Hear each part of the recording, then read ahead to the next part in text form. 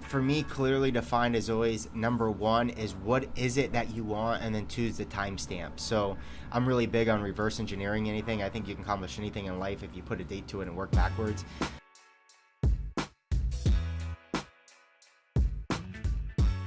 Episode 31. Brett, welcome back, buddy. I'm happy to be back. Yeah, bro? I'm refreshed, re-energized, fresh off a 10-day vacation, and I've never been so excited to get back into my groove. Yeah, man.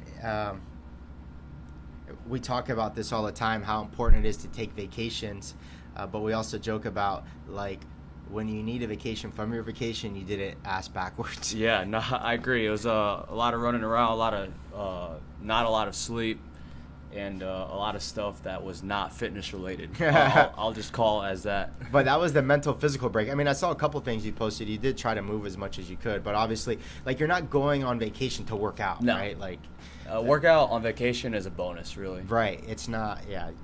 Just to kind of keep your sanity. Yeah, we need it. We all need it. So I'm happy for you, bro. I couldn't do the Vegas trip. I think I would kill myself. I don't have it in me, bro. I mean, it was a fight. Like, the last couple of days, I'm like, just get me the hell out of here. Just get me home, I'm bro. trying to get home. Let me get my fantasy league right and let me get out of here. That's it, baby. Drafted a pretty solid team, though. So You won last year. Won it last year, defending champ. All right, bro. We'll see, dog. So let's see if I can repeat. I gave you a couple picks, so you need to give me some money. All right, let's get into it, baby. Ways to kill procrastination. No, I think this time of year is really tricky because you're well past the halfway mark of the year, and you got to constantly keep reflecting of, like, what you're doing, is it working, right? Mm-hmm. Our motto in our family earlier in the year is, if we don't like something, change it, because we recognize we have complete and utterly power over our situation. And I think the same is true for procrastination. I think first and foremost, we got to believe that we can kill it, that there is an opportunity to change that, and that's what we're trying to offer today. Yeah, the term that comes to mind is initiative, right? Mm-hmm. Take that initiative to change it. If you're not happy with it, if you're not happy where you're going, it's up to you to do something about it. So let's rock it. We love giving tips. I think we process things better that way, and we try to keep the tips under 5 or so. So today's is a perfect 5. You want to start at number 1? Yeah, the first one I got is just clearly define your goals. Once you got this, set in stone, set into play, if the goal you set for yourself means enough to you, you're going to take steps to try to, complete that goal, achieve that goal. If you're kind of just setting up, bullshit goals, you're not really going to have that assertiveness to try to go ahead and complete those. So the first one I would have definitely have to say is clearly define the goals, and obviously make them ones that mean something to you. Yeah, and for me, clearly defined is always number 1 is what is it that you want, and then 2 is the timestamp. So I'm really big on reverse engineering anything. I think you can accomplish anything in life if you put a date to it and work backwards. So for a lot of people, they're walking in here in day 1, and they obviously want to get in better shape. And for most of them, what they're really trying to say is, I need to lose weight, and I need to do some type of exercise again. So I try to clearly define that. 1 is, they want to lose a certain amount of weight, but they come up with a crazy number in their head. They have no idea how they got there. Or it's super vague, right? Yeah, I just want to look better, right? Mm-hmm. That's a really vague goal. Or I want to lose 30 pounds, and I'm looking at them, and I'm like, okay, you might be able to lose 30 pounds, but, like, where does that number come from, and how long do you think it's going to take? That's the kind of stuff that we're talking about with clearly defined goals. So we work backwards, right? So if it's like, hey, I want to lose 30 pounds in 3 months, okay? So that's 10 pounds a month. Mm-hmm. That's 2.5 a week, right? Yep. And I'm looking at, is that doable? And then understand how, like, the more specific the goal, the more tactical you have to be, right? I agree. So if I want to lose 2.5 pounds a month versus 2.5 pounds a week versus a half pound a week, there are much more things that have to go on for the 2.5 pounds versus the half pound. And so we really want to define how we're going to get there to get to that end game. But initially, it always goes backwards, right? If someone says, I'm going to lose 30 pounds in 30 days, then we have to sit down quickly and talk about how that is not attainable. The goal just does not make sense for the time span they're giving us. Yeah, what comes to mind is that acronym, that SMART goals acronym, right? Specific, measurable, attainable. What's the R? Help me out. Real time. Or realistic, excuse me. Realistic and time-oriented. Time-oriented. Yep. Yeah, it's basically just kind of, coming out with that chart on how to, apply action steps towards to reach these clearly defined goals. Well, one of the things that's needed when we talk about, hey, going into competition, or you got the physique thing coming up, it gives you a clearly defined goal from day one, which is I have to be at my best on this date. Boom. And that's why we try to encourage people to try new events, an adventure race, a CrossFit competition that you did, because you had to see that goal and recognize that this was the span from your current moment right now, from today to when that competition was, and you had to work backwards and come up with a plan for that. And I think that is probably one of the best ways to get people to help them to define their goals is through some type of event of that size. Yeah, I call it the date on the calendar. Cool. You have your date on the calendar. It gives you that sense of vulnerability. So it's, hey, you either gotta show up or show out, or that whether it's game day or vacation or whatever the case may be, you gotta put in the work, or you look like unprepared, or you look like a fool. Really good, brother. Number 2, man, what you got?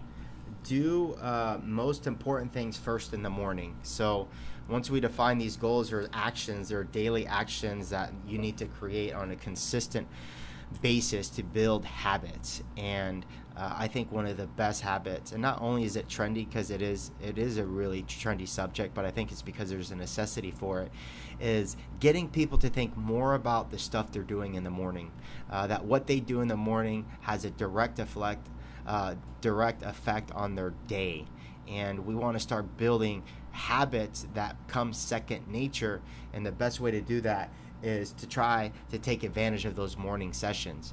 I'm a new dad, dude. I have 2 under 2. That's a famous saying in new parenting. You'll get it one day. 2 under 2, bro. That's like, it's hard. It's very, very hard. You're changing 2 diapers. You're feeding 2 baby milk. It's a lot going on. So for me, the most important thing is, even if I can catch a 30-minute window before that first baby wakes up, I have a huge advantage over my day. And the days I don't do that, I already feel behind because I didn't get into reading. I couldn't write some notes. I couldn't prep for my class. I didn't have my first cup of coffee in quiet. I'm already on the defense. So for me, this is really important for my own life, because even though I'm a little more tired, because, ideally I love to sleep an extra 30 minutes, an hour, but I know that there's more that I can get out getting up early before that first baby starts crying than anything else I can do. Yeah, you're getting more stuff done if you sacrifice a little bit more sleep than opposed to getting that extra half hour of sleep. And another thing that comes to mind, which I've heard you say, is decision fatigue, right? If you wake up and you got a bunch of stuff going on, aside from top on your priorities list, if you're doing all this other stuff, you're gonna get fatigued. You've only got so much brain power throughout the day to make decisions, and if you're trying to accomplish something, you gotta prioritize the most important stuff early on in the day, when you're fresh, when you're cleared mentally, and you're not wasting brain power or energy on stuff that's just going through the motions, and that is wasting time. Yeah, for me, it's an active approach to either do, people prefer one of 3 things to create knowledge, or to create a feeling that they self-development, is that what you're getting? Yeah, that they're growing, that they're getting something out of something really that's really important to them. And they can either do that by reading, they can do that by writing, or they can do that by watching. Yep, audiobooks, podcasts too, that's our go-to. Get that going. Yeah, and even that's better. I love the audio in the morning too. It's something that has been a preference to me, because it's a passive way of doing things. I can still make the coffee and I listen to them in the headphones, because it feels like they're talking to me a little bit more directly than just trying to walk around with the phone and listening to the audio. So I have my headphones on as I'm making coffee, as prepping breakfast, and I'm doing stuff. I'm still doing this out of my own leisure before it gets crazy. So it's a real advantage that I feel like I have every single time I do that. Yeah, and then doing that thing first thing in the morning, that's going to stick a little bit better, as opposed to doing it once you get off work, when you're tired, when we're coaching 4 classes in a day, and you go home to your wife and 2 kids. It's not going to really stick and resonate. Yeah. instead of doing it first thing in the morning where it's more peacefully, the sun's Yeah. coming up, Well, the other reason I think it's so important to do it in the morning, Brett, is I can actually apply what I'm learning through the day. Like, if you watch something at night, it's why I try to stay off of YouTube at night, because a lot of my YouTube channels are like really motivational or thought-provoking, is I can't do shit with it. Yeah. Right? It's like, all right, this is what you should do for your business, and I'm watching at 9:30 at night, Yeah. like I'm getting hyped. Yeah. That's what I need at 6 a.m. to That get you me can bring to fired work up, with to bring you. and start I hear getting you. some ideas. So I think the form of entertainment at night is, I've been really self-aware of what type of passive entertainment I'm getting at night, so that it doesn't light me up and get me crazy going, right? Because I need to simmer down. I'm trying to follow this slower energy at night so I can get to bed and then follow this process. So you're now watching Shark Tank, huh? Shark Tank. I love Shark Tank. No. Shark Tank is a great one. I get a million ideas for that, so I got to self-balance that one. Actually, there's one better than Shark Tank. It's called The Profit. I know. I watched awesome. that one time. He's good. He's gotten better. He's a little interesting, but It's like kind of two different types, though. Like Shark Tank's more investing, and then The Profit's more entrepreneurship, right? yeah. This guy's still investing, but he. What I like is not the investment part. That's a given most of the times. There's some deals he never makes, and he walks out halfway through helping him out. He goes into the business and tries to flip it entirely in a whole episode. So he'll be like, I don't like how this shop is running. We're going to completely fix the retail, get it going. We're going to build these new distribution channels. It's really neat. Anyways, we're getting off topic, dog. So number 2, do most important things first in the morning. I think it'll just spark your day. I heard someone call it front-loading the day. Ooh, cool. Front-loading the day. So Yeah. that's a good takeaway. Front-load your day with the important stuff. Nice. I like that. Next one, put it out there. Whatever you want to do, you want to achieve, so that other people can help hold you accountable. And you got a good list going on of the different types of accountability we can get through others. So you kind of want to elaborate on that a little bit? Yeah, I think that we take this for granted because we know what accountability partners look like, but accountability partners are purely based on relationships. And each accountability partner has a pro and con. Each relationship you have with each individual, there's a strength and a weakness. And accountability partners are the same. Most of the majority of the time when trainers are talking about building accountability partners, they're talking about having workout friends or workout buddies. That's the most common type of workout partner. But there are a handful of workout partners. The one that is really close to my heart right now is that my wife has been my greatest accountability partner for our dieting, because it's what she does affects me, because she does the shopping, she does most of the cooking, and so we've had to work together to make sure that we help each other meet those goals. So spouse or deep relationships is another form of accountability partner. She's not workout buddy, it's my spouse. Or I'm in the exact same boat with Kimmy doing her competition. It's clear, it's evident. Like, that's our number one accountability. Yeah, right? If one of you are at home eating, McDonald's, Domino's, Pizza Hut, whatever, and the other one is trying to eat, chicken, rice, and broccoli, like, if that won't work. That won't work. You got to be on the same page, and then you also, if you're not on the same page, then you're cooking different meals, and like it wouldn't work out. It's going to sabotage the diet, and that's why I wrote the article about. The article I wrote last week was how to diet with your spouse and not end up divorced. And the idea was we can work together on this, and if anything, you should, because the whole idea of being close and being married is that you believe two are stronger than one. So let's take advantage of that. And then you're both better in yourself. You're both each other, rather. You feel better. You're supporting each other. We believe that our relationship has grown in the last month doing this, because we have to work more together with things we didn't really have to. We took for granted. And then you can go on the cheat dates together, and that's much too. more enjoyable. You know what I'm saying? Yeah. When that Friday comes around and you're going to get something, that you would normally eat, it's that much more enjoyable. No, yeah, it's exactly one of the things we talked about. So spouses, what else we got? The one that's obvious to us because people pay us for it, but is your coach. Your coach is your greatest accountability partner.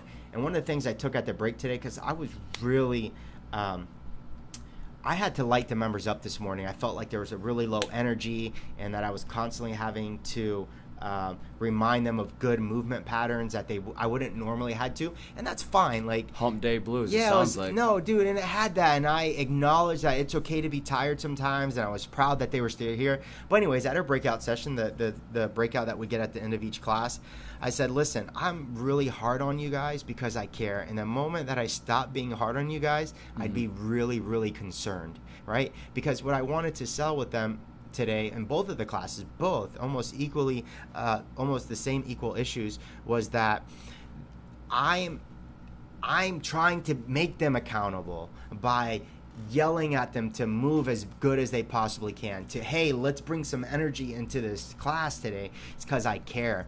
And that's accountability that I'm trying to hold on them, and one that I think great coaches should have all the time. They should hold each and every one of their clients accountable. Yeah, just to kind of pick off of that, I woke up this morning feeling the same exact way. And on my way to the gym, I easily was like very, very close to turning around. Oh, man. But something that came into my mind was I forgot where I saw it, but it was discipline over motivation, right? I knew if I got there, right, I'd make it happen. So if you have the self-discipline to do what you set out to do and just show up, okay, day in and day out, that's really how you'll get somewhere. You're not going to be motivated to do this stuff every single day, especially middle of the week, Wednesday, hump day, so to speak. But, the discipline is, hey, you set out to do this, you're still going to do it, you're still going to show up, you're still going to do what you're supposed to do. That's discipline, right? No matter how not motivated you are, you're still going to show up and do what you set out to do. So good takeaway, discipline over motivation. Well, and I think the powerful, the most powerful point there is that you recognize that your feelings were starting to overcome you, and you said, hey, that's the motivation part. Like, I'm not motivated. I don't feel like working out. And you're like, F that. My purpose is not about me freaking feeling great all the time. It's that this is the discipline that I have to keep on the path, that I know this is the path. This is what I'm supposed to do. Yeah, and our members that showed up this morning, they had the discipline to still show up even though they felt a little tired, whatever the case may be. Yeah. They showed up. Yeah, they didn't feel motivated. Obviously, if they showed up and you could just see by the body language, but they still had the discipline to still come to the gym. The irony is, by going through that struggle together today, there is a completely different posture and physiology about each individual at that breakout session. Happier, felt good, energized, and that's the power of exercise. And so I'm proud to be a part of that. Yeah, half the battle just showing up. The one that you mentioned that you gave a great example was a support group, and how important a support group can be for accountability's sake. We can do that online and offline. Offline's easy. It's at work. For a lot of people, they create support groups. They're creating challenges and food challenges and push-up challenges at work and all this stuff. So that support group is really good, but you have an online support group that you use a lot. Yeah, just social media, really. Just put out a goal I have or something I'm working towards out on social media. The previous competition I did, as soon as I registered, I threw it out on social media. Nice. Just for that accountability aspect. Or I announced, hey, I'll go on this vacation. This is what I'm working towards. I'm going to be at a pool party in Vegas. Like, that's what I'm working towards. That's my accountability group, is on social media. Right. And then you obviously have two sides of the spectrum. You got supporters and then you got haters, right? And you can honestly feed off of both if you do it right. Yeah, I agree 100%. I think that for me, I try to get a lot of my motivation online through, I think I create that circle of positivity, and I want people to do that too. But again, you have those people that, make silly jokes that, deep inside, there's something going on there. They're either jealous but it's very, very fulfilling when you prove them wrong. Or it's kind of basically utilizing a chip on your shoulder, because at the end of the day, everyone's not always going to agree with you or I think root that's for impossible. you. Yeah. And like I forgot what the saying is, but people, they don't want to see you do better than them, right? So if you're doing that, then sometimes they got some salty feelings that they'll voice their opinions about. Yeah, no, I like what you said. You're not going to make everyone happy. I think one of my favorite lines is, by trying to make everyone happy, you make no one happy, because you constantly got to change your character per person, and you can't stand for anything if you do that.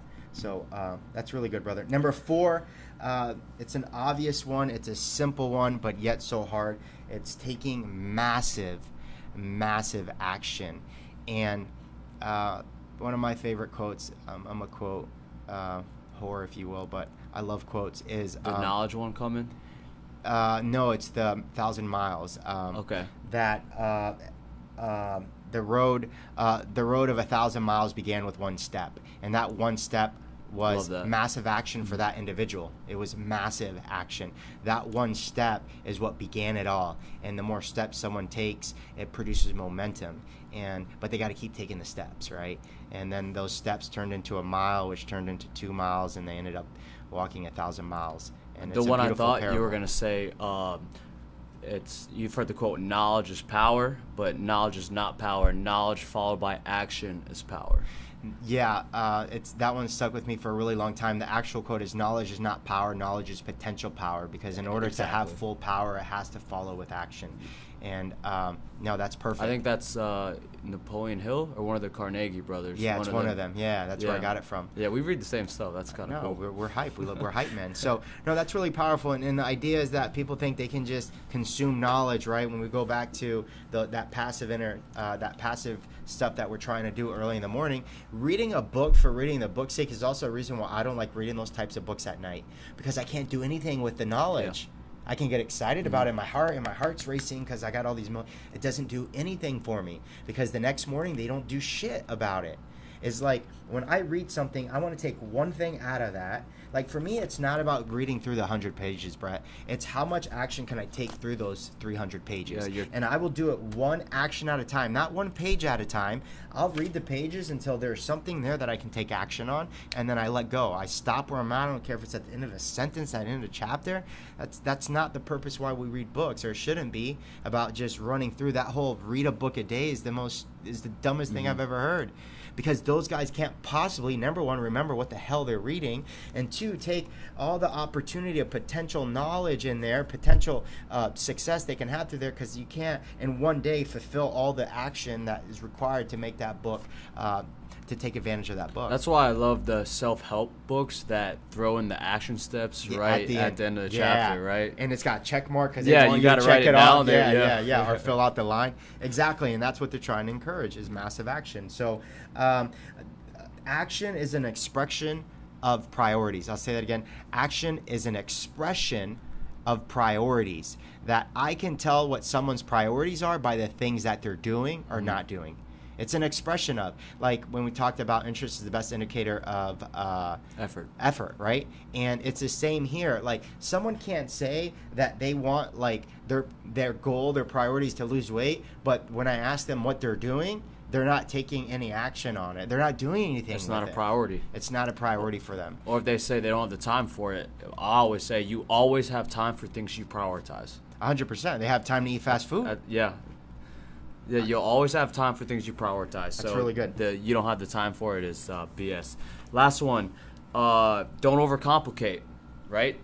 Don't overthink about it, because chances are you'll sit there, you'll dwell on it, you'll have your mind running a million miles an hour, and then you'll eventually start procrastinating. You put that farther back, and you don't do anything about it. That kind of goes right in hand in taking massive action. Is if you complicate it, you're not going to. You want to know how I got my master's degree? How? On a daily checklist. A daily to-do list. It was a daily to-do list. It was, I bought, listen, Liam was already one. I didn't have a personal office. I was working out of my home office, and I recognized that if I didn't do something consistently, I was going to get behind. One of the first questions I asked when I researched master's programs, how long on average do I have to study a week? And they said 8 to 10 hours. And I said, holy shit, how am I going to find 8 to 10 hours a week? Because if I slip one day, and it's, right, do the math, I'm only working on weekdays, so it's 2.5 hours a day I have to study, right? Mm-hmm. If I miss one day, I got to double down 5 hours on the next day. And I knew that I needed to create something simple that I can follow to make sure that I had 2.5 hours a day to do that. And you know how I did it? A checklist. I woke up every morning. I bought this stupid thing. It's called To-Do List on Amazon. And it's a blank sheet of paper with lines and boxes to check yeah, off. to check off. And I wrote my day. And a lot of the times, half my day wasn't filled. The end of that paper was always filled because things come up throughout the day. And I knew that paper alone right there. So Monday mornings, I would look at what I had to do for school, right? And I take that, and every single day I fill out what I was going to do each day for school to fill in the 2.5 hours. And then I put my PT clients on which days I had them, which days I had to coach, which days I had to do programming. And that's how I fulfilled every single week for a year and a half, dude, was on that to-do list. It was super simple. I knew I didn't want to overcomplicate things, and I got a freaking master's degree. I truly believe it's why I was able to get that master's degree as fast as I could because of that stupid, simple to-do list. It's funny you say that. I gotta admit this right now. Part of like me remembering you doing this checklist is kind of why I brought this topic into play.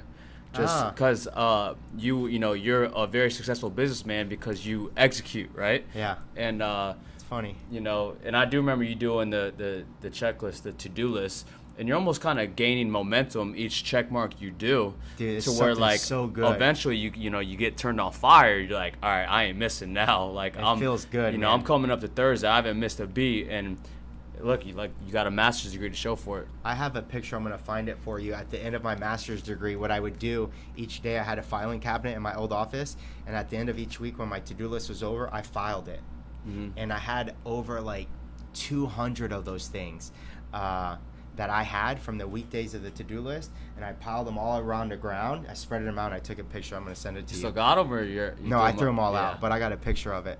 And it was a good feeling. And I think you're right. I think the checklist produces momentum. Mm-hmm. But even that, we talked about resistance. It's the least resistance thing. Like, I don't also believe in productivity apps because I think they create more resistance than is needed to get shit done, right? Meaning, oh, shit, I got to remember the app. Oh, it takes me 3 minutes to write what I have to do for that one task to fill it in the app. Then it takes me 20 seconds to fill it out on a piece of paper. Call it old school, call it whatever you want, but it has the least amount of resistance to get the job done. And it's more flexible. I can get in there, I can change it quicker, I can add to it, I can scribble it. I think there's something to putting your hand onto paper and creating something there. So that's a really good one. Just don't overcomplicate things. I was talking to a really good friend about talking about, long story short, creating a transcript of a movie of somebody's life. And we said, well, how do we do that? And I said, I don't know. Let's start with day one. What do you want to talk about in the movie? And then two would be like, okay, then you got to write a transcript. All right, the next day we'll Google the transcript. But like for me to figure out how I'm going to get from A today to talking to some director or producer, I already lost. Yeah. Mm-hmm. I already lost because by trying to overcomplicate it, you create fear in the process. Like you don't know what you're doing. No one knows what the hell they're doing. They're taking it one step at a time, one successful step at a time. Yeah, one baby step, and eventually all that compounded over time will lead to the end goal. I love it, brother. Kill procrastination or it's going to kill you. That's right. Love it. Leave it at that. Preach it. See you guys later man. Bye.